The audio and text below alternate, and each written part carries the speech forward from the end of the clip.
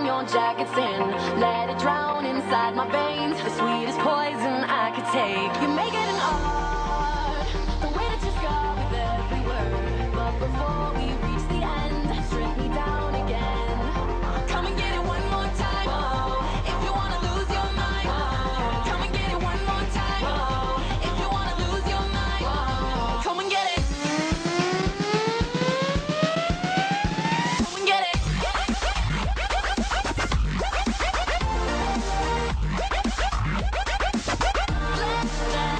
Come and get it.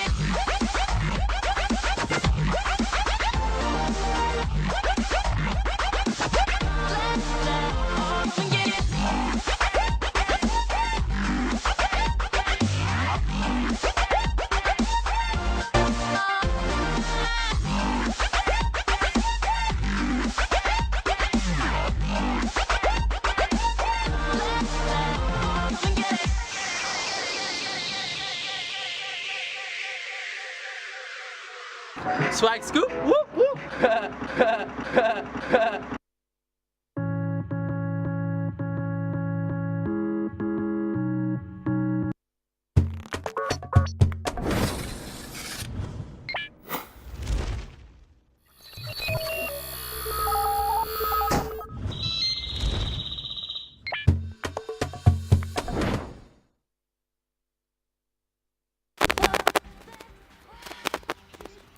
Thanks a lot for joining us here on Y254. Let's go ahead and discuss everything that has been happening in the rugby circles. Today afternoon at 4 p.m., Kabras takes on KCB at the Kenya Cup final. A big day in the rugby scene, and also our performance at the Rugby Sevens HSBC series. How has it been? We've got two guests in studio to help us dissect all this. Welcome aboard. Thank you very much. Yeah. Dilas, how have you been? Very fine, very okay. It's been a while, man. Yeah, it's been a while, yes. Good to have you on the show, of course. KCB against Kenya Cup champions, Kabras seeking to retain their title against KCB. What's your technical aspect with regards to that fixture? It's a tough game. I think these two teams, it'll be. I think it's evenly matched. Kabras have never beaten KCB in the 15th game. They've beaten them in sevens. They met this year, and I think the first game in Kakamega was a draw. The second game I think at the Lions Den was a win by KCB, a 5-point win. So it's going to be a close game. This will be, a repeat of what happened in 2015 when Kabras were a bit too naive and they just didn't play the game and they lost by a very big margin. This will be a very close game. Whoever will dominate up front in the forwards, whoever will dominate in the set pieces, the lineouts, the scrums, and whoever will take their chances and make less mistakes will carry the day. By the way, it's going to be a very tough contested final. A tough one because we understand there are some players who are pulled from the national 7 side to remain back home and play for the Kabras and KCB side. The coaches, they know each other well. Very well, by the way. Antonio got to play for KCB. I think he won his 3 Kenya Cup titles with KCB between 2005 and 2007. He's going back home. I think he's got a point to prove. When I spoke to him 2 weeks ago after they beat Homeboys, he said they were the underdogs. They have never beaten KCB in the final, or in any game in 15. So they'll be the underdogs. But I tend to think if they get the game plan right, and probably a bit of rain here and there in the afternoon, who knows? Maybe Kabras could be the first, could be joining a select team of teams who have won this Kenya Cup back to back. I can see you've got the lineup there. Yes. What kind of players are we expecting to see in the teams today? For KCB, I think I'm gonna point out about 2 or 3 players who are going to stand out. Definitely starting with Darwin McKees at number 15. He's a brilliant runner with the ball in hand. He has a brilliant boot. He will definitely have an edge over his opponent at the other side. And then if you look at the other side, Amonde at number 8, he'll be the rock at the base of the scrum. His carries will be very key and he's defensively very solid. If you look at Kabras, looking at Jone Kubu at number 10, he's a very, very, very silky and tricky player. And then Achayo at number 9 is one of the best halfbacks we have in East Africa. So his game management will be very key in this encounter this afternoon. Of course, it's the Kenya Cup preview this afternoon at 4 Waraka Sports Club. KCB taking on defending champions Cabras RFC in a game that after this particular show we're heading there to see how that pans out. And of course it's the touchline on Y254 Maxwell Wasika and Robert Osoro, and we're hosting people from Antol Part, the sport. William Juguna, Star newspaper reporter, and Collins Nabiswa, rugby stakeholder. Talking about that particular fixture, Collins, of course both teams welcome, are boosted by the return of Andrew Amond on the side of KCB and Philip Wakorach on the side of Cabras. What do you think about the duo facing each other? Amonde will bring some steely defense to KCB. He's very solid on defense. He doesn't miss tackles, and his carry is very good in carrying the ball. Wakoraj, on the other side, Cabras have a sure pair of hands. He doesn't bulk under high ball, and he's going forward. He's a very silky player, very tricky. He has one of the best steps, I think, on the continent, and those two players will actually determine who's going to be the champion at the end of the day. We have got Cabras, who are getting into their second final following each other because they were there, they are the defending champions, and they're getting to another final. What has been the success for them getting up to where they are at the moment, considering that KCB, they have been there, but for Cabras, they are new, second year running, and they are the final. What is their success story? What is their secret? Actually, this is their third successive final because they're also there in 2015. Cabras, of course, I would say they're like Manchester City, like in England. They've spent resources. They've flown in Fijians all the way from the South Pacific. They've signed players from other clubs. Dan Sikuta was at Mwamba. Felix Ayange was at Harlequins. Johnson Mungao also was at Queens. They've signed players also from the so-called leading clubs in the country, and they've been able to match that. They used to have an Australian coach, Meg Bishop, who I think left at the end of last year. So they've got the resources. They've got the money to ban, to pay big wages to all these players. I think they've got 3 or 4 Fijians, like in that team, and flying all those Fijians all the way from Fiji to put them up in a house in Kakamega and to pay them all those amounts of money is not cheap. So I think them doing that, by the way, has been an integral part. I don't think Cabras have like an age grade setup whereby they are churning out players from that region. And yet we all know that Western Province is a backbone of rugby like in this country right now. Yes. So for me, I think it's a stopgap measure. It's very short term. But if they are smart enough, they will dominate rugby for the next 10 years, because all that rugby talent which is coming from Kakamega, Musingu, or Chavakali even will be very integral for them, because they'll just turn out players who finished high school, some have gone to university, and they'll dominate rugby for the next decade. So you are giving them a chance to go ahead, but KCB, they have been there. What has been their secret too? Because they won 3 times in a row, I think in 2005, 2006, 2007, went out in the call, came back in 2015. What about them? Do they have a chance? Yes, yes, they have a very big chance. KCB have been very solid. They've played together. It's a team that has been growing together. If you look at this, the lineup, about 90% of these players have played together since, for the last about 5 or 6 years. So they play like a unit. They've won like a unit. I think they've lost only 1 game in the regular season.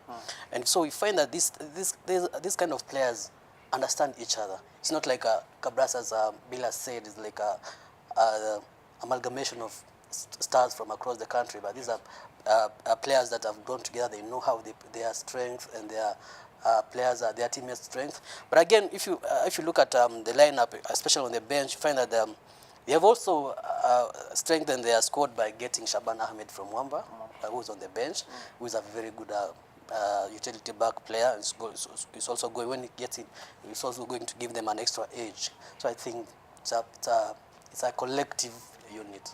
And of course, prior to this fixture, during the last tie between KCB and the opponents in semi-final, the KCB CEO Joshua Igara saying that if they happen to be crowned champions of Kenya Cup, they will bag 5 million Kenya shillings. William Juguna, do you think that's a motivation? Yeah, it's a big incentive for KCB. Your CEO, your leader of the bank has already given you something on the table. So that, of course, will work in favor for KCB. Bear in mind that the final is being played in the home ground, so they already have, I would say, home advantage, because KCB rarely lose at home. In all the years I think I've been following KCB, and in all the years I've watched rugby, KCB have rarely lost a home game. They may do poorly when they're away from home, either the RFU ground or at Impala, but at home they rarely tend to lose matches. And that, of course, now, with the backing of the CEO and with the money which has been put on the table, I think they should be able to do well. But rugby being an 80 minutes game, a lot can happen. Heads can drop, and the pressure can be turned on. And who knows? Maybe Cabras could win it. But we'll have to wait and see what happens after 80 minutes. Well, a good match that we'll be expecting at 4 p.m. today at the Ruaraka at the Lions Den today at 4 p.m. between KCB and Cabras.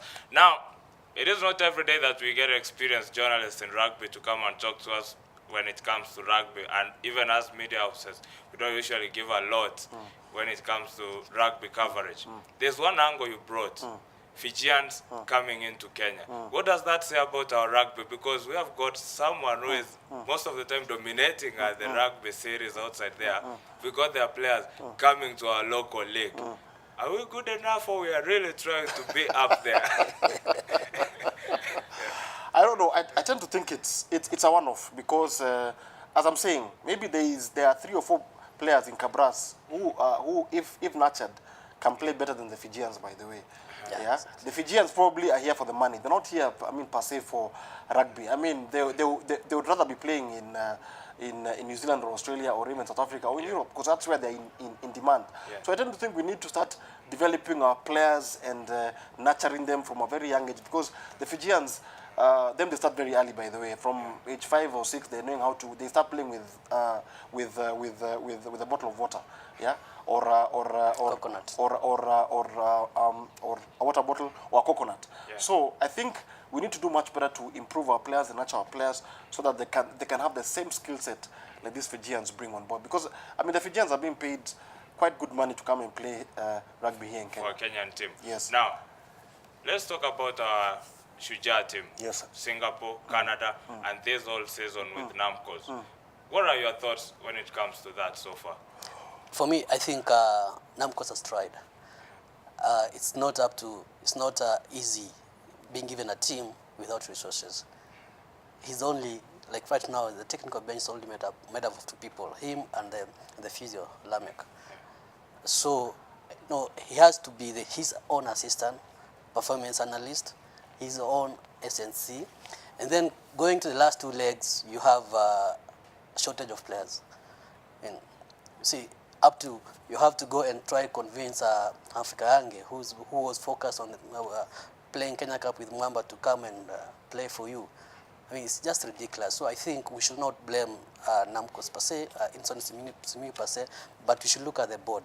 It's not giving him enough resources and support that he needs to actually execute his job well. I agree with Collins, because Innocent was appointed very late, by the way, into the season. He didn't have a very good preseason. Didn't have a very good SNC. The SNC coach from England, Ian Gibbons, resigned. Yes. We've got players. The entire playing unit have not even signed their contracts. Yes, they're being paid, but there seems to be a standoff between them and the union over their contracts. We had William Baka and Dan Sikuta pulling out at the last minute. You've already named your squad, and 4 hours before you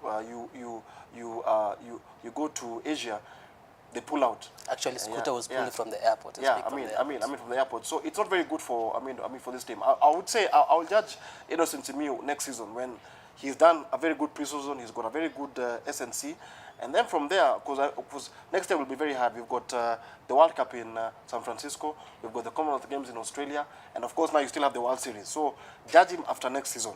Next season, once everything is in place and everything is in order, is when you can say, has he done a good job? As of now, I think even playing last week in Singapore, I think it was our best performance. Yes. Out of the 8 legs. We made it to a cup quarterfinal. We lost narrowly to England. So if the board can support him and everyone can support him in terms of support, then maybe next season could be a very good year for Kenya Sevens. It's a quality talk on the touchline Y254. You can keep your contributions coming and join the conversation via our social media platforms. Twitter handle hashtag touchline Y254 and Facebook touchline Y254, and our Twitter handles at Wasike Maxwell, at Osoro Roberts. You can tell us your perspective with regards to Kenya Cup finale pitting KCB against Cabras. Give your prediction, and in case you emerge a winner, of course you can be lucky to come on the platform next weekend to be our analyst and even host the show. We're keeping it cool and easy, and even tell us whether you think Innocent Simiyu should be given time in order to deliver, as our guest William Juguna and Collins Nabiswa says it on this particular show. And of course, our final this afternoon pitting corporate teams. Where does this leave teams like Western Bulls, which don't have a sponsor per se? Western Bulls, actually, I will not blame sponsorship or anything. Western Bulls itself they have their own internal problems. Speaking to some players, they are saying that they don't feel that the team is being run the correct way. If you start talking about corporate teams, and then we should Queens is doing very well. Mwamba have been competitive this season. Nakuru also have been doing very well. I mean, there's no way you can say that corporate teams are doing better than community teams. It's all up to their teams, their own governance issues, and how they put up their own structures, internal structures, on how to mitigate when the financial taps run dry, and how they can move forward. But looking at Western Bulls, as just said, and it's unfortunate that they're going down. So Western Province, which is the bulk of rugby talent, is going to only be represented by one team. Western Bulls have had issues, especially off pitch. They have not been able to travel to Nairobi with two teams in ESS and Kenya Cup, probably partly due to financial issues, and the second thing being that they don't have the required numbers to make the two teams. It's not only the only team that is going down. Mean Machine, will we not miss them at the Kenya Cup? Well, Mid Machine, I think also I tend to agree with Collins, an issue of governance and lack of support by the university. Mid Machine, for the longest time, I think for the last 8-9 years, it's been coming. Because I know in 2009 they were almost getting relegated, but there was an executive order by the union which saved them, and they stayed up. And I think 2 years later they won the Impala Flatlights. But issues of governance, support by the university, has also now come to bite them very hard. For me, I think Western Bulls will come back up. I mean, if you speak to the teams which have gone to Kakamega to play them, the Impalas and the Queens and everyone else who's gone there, they'll tell you it's a very good team, it's a very competitive team.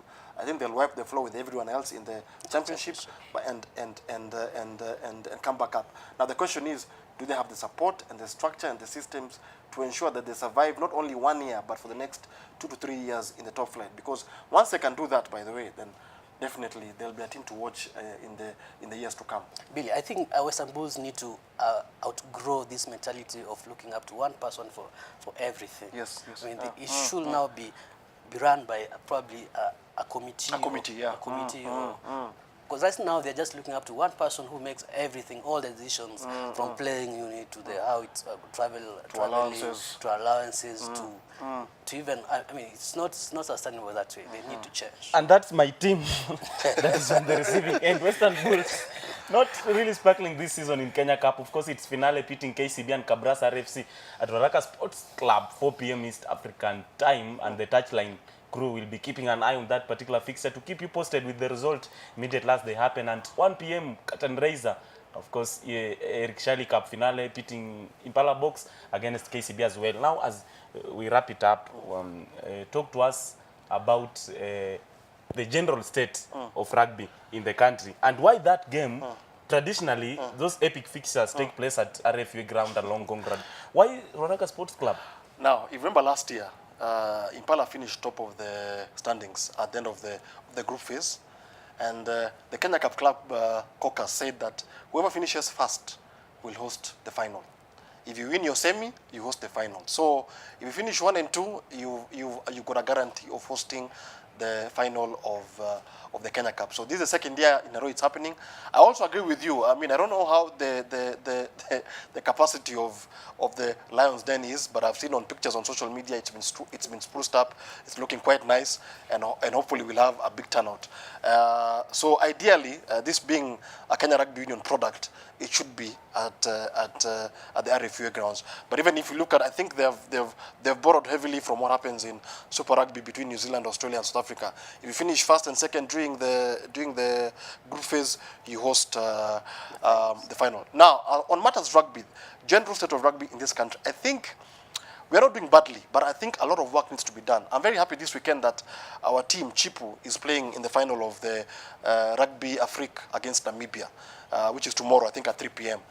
but much more needs to be done in terms of development. Back in my day, when I was still in high school, we used to have a Kenya schoolboys team, which used to, okay, it was very much in favor of teams from Nairobi. I mean, like schools from Nairobi, St. Mary's, Lenana, and Nairobi School. But why can't we have a Kenya schoolboys team which has players from Musingu, Chavakali, St. Mary's, Yala, Maseno, Upper Hill, Laser Hill? Development needs to be the key going forward. If we don't do that, there's no way we'll match Namibia, we'll match South Africa, we'll match the teams like Australia, New Zealand, England. Those teams have invested a lot in terms of grassroots rugby. Look at the Namibian team which will be playing tomorrow against Chipu. Those boys have been playing ever since they were under 12s, under 14s, under 16s. So they know each other inside out. Yeah. So much more needs to be done in terms of age grade rugby and grassroots rugby. At the club level, yes, I think we're doing okay. At national team level, we're doing okay. But what is going to be our feeder system in terms of age grade rugby? Well, it is Colin's son, William, here talking to us about rugby. Your final words on the game this afternoon. Who are you giving it to? It's a tough one, but I think I'll go with KCB to be a very, very slim margin. KCB is going to win by a margin of 10 points. A margin of 3? Yes. What are you going for? I think I'll go with Cabras by margin of 3 to 5 points. Wow. You have given their verdict there on considering the Kenya Cup final this afternoon. What a great preview we have had for rugby, and we'll be there on the field to understand what has been happening. Fiji players in Kenya? Well, that's a new one for me. I knew nothing about that. We'll be going for a short commercial break, looking at some football skills there. When we come back, it is one man who is in the semi-finals of the FA Cup and not loved by the fans, by the half of the fans who do not like him. The El Clasico is also this weekend. We'll be right back with much of the analysis of the UEFA Europa League and the Champions League.